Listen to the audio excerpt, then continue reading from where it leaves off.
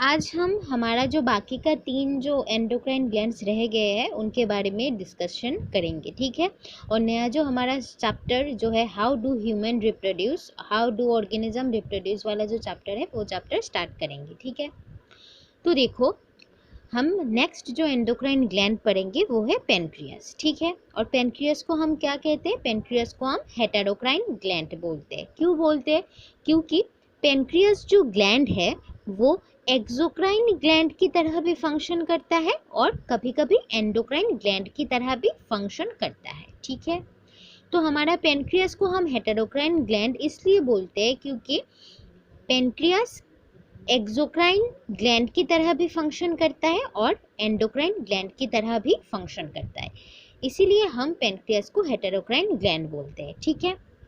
और हमारे पेनक्रियास से जो हॉर्मोन्स निकलते हैं वो मेनली होते हैं इंसुलिन एंड ग्लूकागॉन, ठीक है। जो तुम लोगों के सिलेबस में यही दोनों हार्मोन है, ठीक है।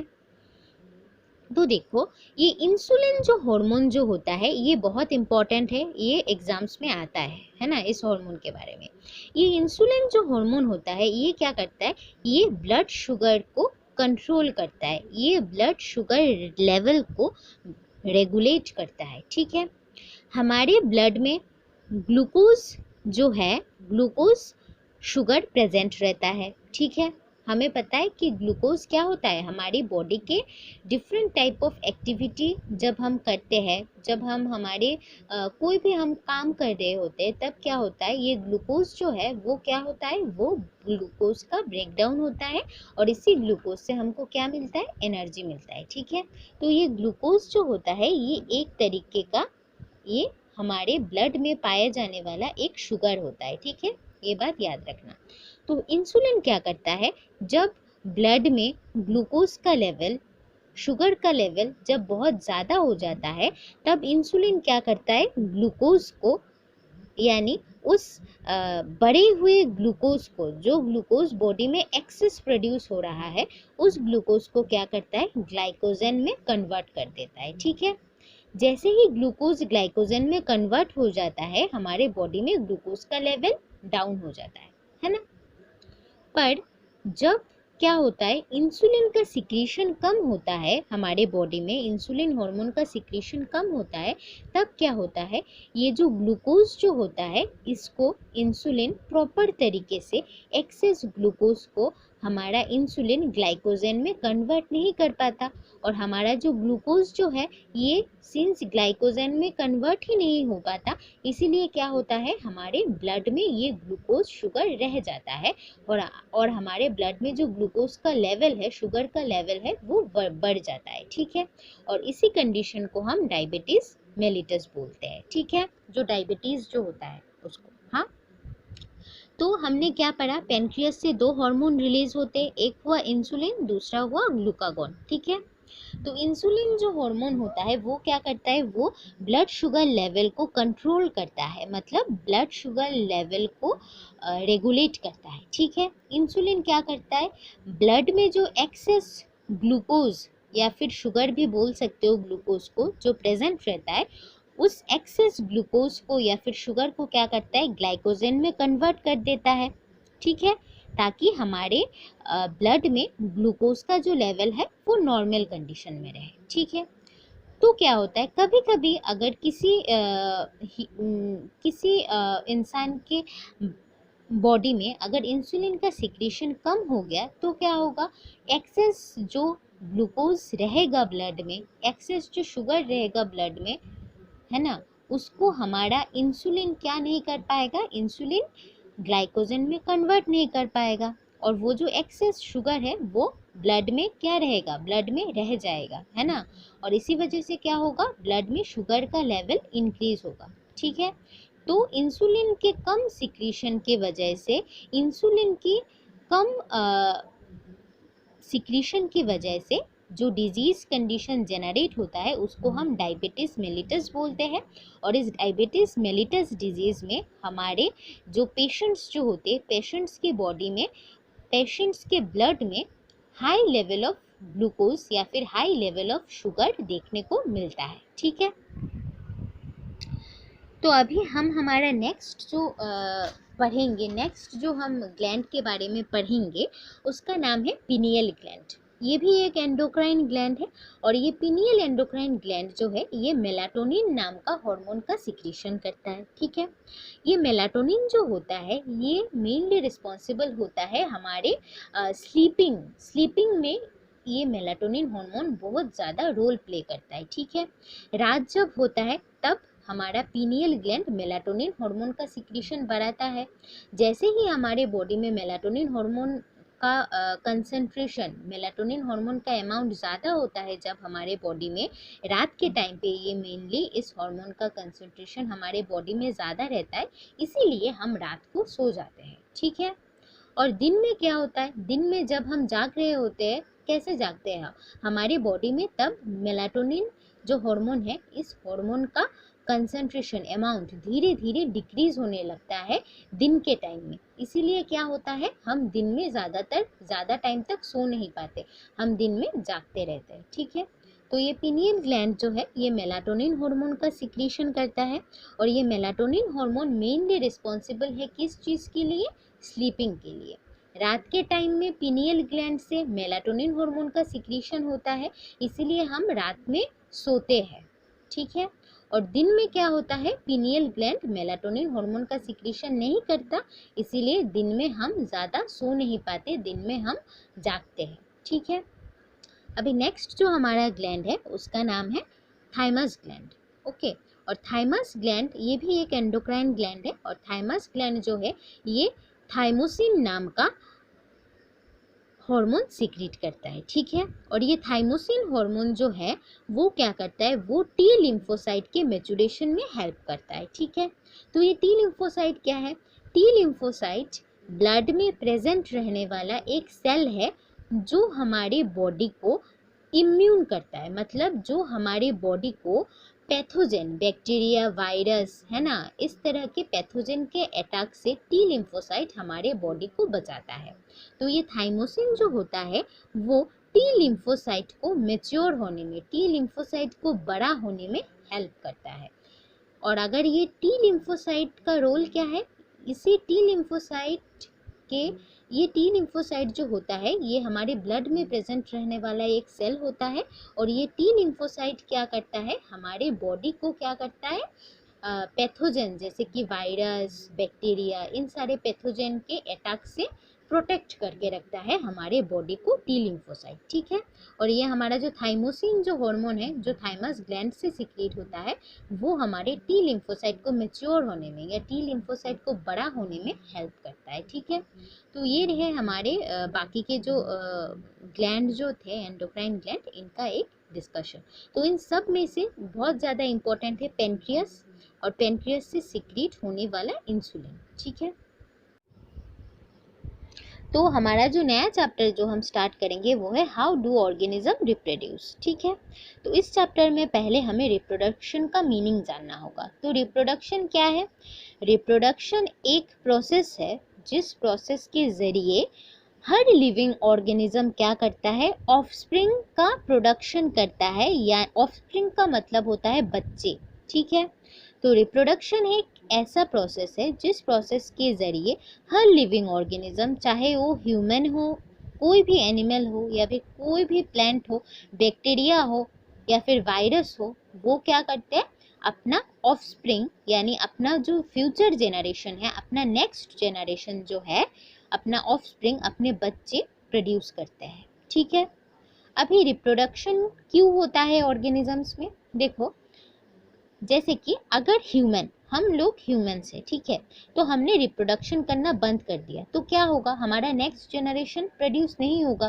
तो एक टाइम पे क्या होगा, जैसे कि हम कितने सालों तक मैक्सिमम जिंदा रहता है, 100 ईयर्स, मैक्सिमम 100 ईयर्स तक जिंदा रहता है। ठीक है, तो हम इस जनरेशन के जो लोग हैं, सपोज करो कि वो 100 ईयर्स तक हम सब जिंदा रहे। ठीक है, और हमने कोई भी हमारा नेक्स्ट जनरेशन प्रोड्यूस नहीं किया रिप्रोडक्शन के थ्रू, तो 100 ईयर्स के बाद क्या हो जाएगा, कोई ह्यूमन और जिंदा रहेगा क्या 110 ईयर में या फिर 112 ईयर में, है ना।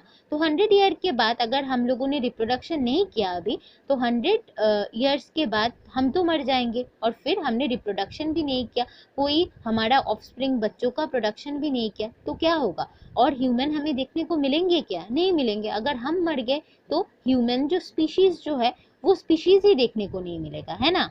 तो रिप्रोडक्शन बहुत ज़रूरी है किसी भी स्पीशीज के कंटिन्यूटी को मेंटेन करने के लिए।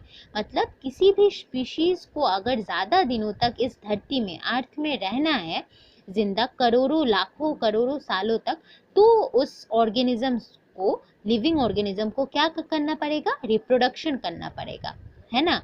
और उसका जो जेनरेशन है ना, उसका जेनरेशन मेंटेन करना पड़ेगा, ताकि हमारा जो ये ह्यूमन का स्पीशीज जो है ये अर्थ में 100 करोड़ लाखों मिलियन बिलियन सालों तक हमारा ये ह्यूमन स्पीशीज अर्थ पे जिंदा रह पाए, है ना। इसीलिए हमें रिप्रोडक्शन करना पड़ेगा, हमारा नेक्स्ट जनरेशन ऑफस्प्रिंग प्रोड्यूस करना पड़ेगा, ठीक है। तो ये है रिप्रोडक्शन का यूज़, हमें स्पीशीज के कंटिन्यूएशन के लिए याद रखना, ताकि स्पीशीज, हर स्पीशीज हमारे अर्थ में जिंदा रह पाए लाखों करोड़ों सालों तक।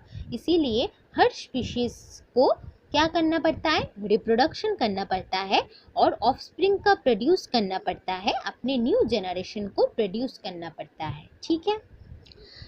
तो अभी देखो, रिप्रोडक्शन जो होता है वो दो टाइप का होता है, एक होता है सेक्सुअल रिप्रोडक्शन और दूसरा होता है असेक्सुअल रिप्रोडक्शन, ठीक है। तो सेक्सुअल रिप्रोडक्शन में क्या होता है, दो इंडिविजुअल इन्वॉल्व होते हैं, ठीक है। यानी दो ऑर्गेनिजम्स जिस रिप्रोडक्शन प्रोसेस में इन्वॉल्व रहते हैं उसको हम सेक्सुअल रिप्रोडक्शन बोलते हैं। जैसे कि एज फॉर एग्जांपल ह्यूमंस में क्या होता है, रिप्रोडक्शन प्रोसेस के लिए एक मेल ऑर्गेनिज्म का होना ज़रूरी है और एक फीमेल ऑर्गेनिज्म का होना ज़रूरी है। तो दो इंसानों का या फिर दो इंडिविजुअल्स का रहना ज़रूरी है सेक्सुअल रिप्रोडक्शन में। इसीलिए ह्यूमंस में जो रिप्रोडक्शन होता है उसको हम सेक्सुअल रिप्रोडक्शन बोलते हैं, ठीक है। और असेक्सुअल रिप्रोडक्शन क्या होता है, जिस रिप्रोडक्शन में, जिस टाइप के रिप्रोडक्शन में एक ऑर्गेनिज्म ही क्या करता है, एक organism is capable of producing new offspring, okay, that type of reproduction is known as asexual reproduction, ठीक है। जिस टाइप के रिप्रोडक्शन में एक ही इंडिविजुअल काफ़ी होता है ऑफस्प्रिंग को प्रोड्यूस करने के लिए, उस टाइप के रिप्रोडक्शन को हम बोलते हैं asexual reproduction. As for example हम बात करते हैं किसी भी बैक्टीरिया की, तो बैक्टीरिया क्या करता है, अच्छा बैक्टीरिया की बात छोड़ो, हम एमीबा की एक इंटरेस्टिंग बात करते हैं, ठीक है। हमें क्या पता है, जब हम छोटे थे तब से हमें पता है कि कोई भी इंसान, कोई भी ऑर्गेनिज्म, कोई भी एनिमल, सब के सब एनिमल क्या होते हैं, मॉर्टल होते हैं, है ना। हमने पढ़ा था मैन इज मॉर्टल, ठीक है। पर मैं आज तुमको एक इंटरेस्टिंग बात बताती हूँ कि इस लिविंग वर्ल्ड में एमीबा जो है वो इमॉर्टल है, मतलब उसका कभी वो कभी मरता नहीं है, एमीबा कभी मरता नहीं है। हम तो जब बूढ़े हो जाते हैं तब मर जाते हैं, पर एमीबा जो होता है वो कभी मरता नहीं है। पता है क्यों? क्योंकि एमीबा जब क्या होता है, जब वो एमीबा मेच्योर होकर बूढ़ा हो जाता है तब क्या होता है, एमीबा का जो सेल होता है वो दो टुकड़ों में डिवाइड हो जाता है, और वो क्या होता है, दो डॉटर सेल्स बना देता है, और वो जो एमीबा जो होता है, जो बूढ़ा हुआ था, वो फिर से क्या हो जाता है, जिंदा हो जाता है, ठीक है।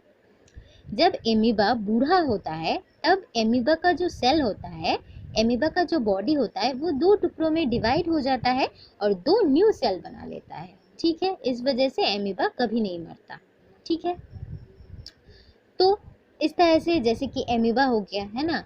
तो एमीबा जो है, यहाँ पर देखो, एक एमीबा से ही क्या हो रहा है, उसका ऑफस्प्रिंग का प्रोडक्शन हो रहा है। एक एमीबा में क्या हुआ, एक एमीबा दो पार्ट्स में डिवाइड हो गया और दोनों पार्ट्स ने क्या किया, दो न्यू ऑफस्प्रिंग्स का प्रोडक्शन कर लिया, ठीक है। तो इस टाइप के रिप्रोडक्शन को हम बोलते हैं एसेक्सुअल रिप्रोडक्शन, जिसमें सिर्फ एक पेरेंट ही क्या कर रहा है, ऑफस्प्रिंग का डेवलपमेंट कर रहा है। और सेक्सुअल रिप्रोडक्शन में क्या हो रहा है, दो इंडिविजुअल्स चाहिए होते हैं, एक मेल और एक फीमेल, हमारे ऑफस्प्रिंग के डेवलपमेंट के लिए, ठीक है। तो देखो, तो अभी हमारा जो असेक्सुअल रिप्रोडक्शन जो होता है वो मेनली यूनिसेलुलर ऑर्गेनिजम्स में देखने को मिलता है, ठीक है। यूनिसेलुलर ऑर्गेनिजम्स कौन से हैं?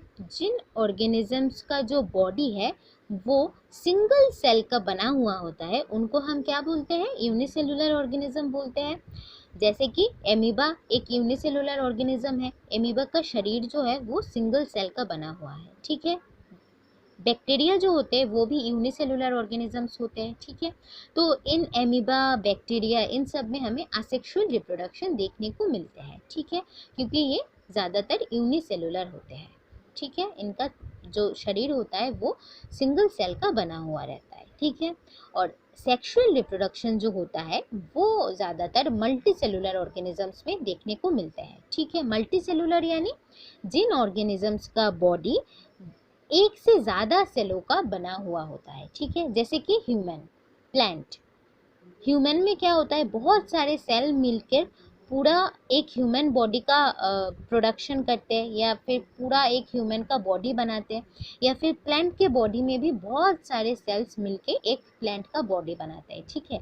तो ये प्लांट, ह्यूमन, ये जो है ये मल्टी सेलुलर ऑर्गेनिजम्स हैं, और इन मल्टी सेलुलर ऑर्गेनिजम्स में सेक्सुअल रिप्रोडक्शन होता है, ठीक है।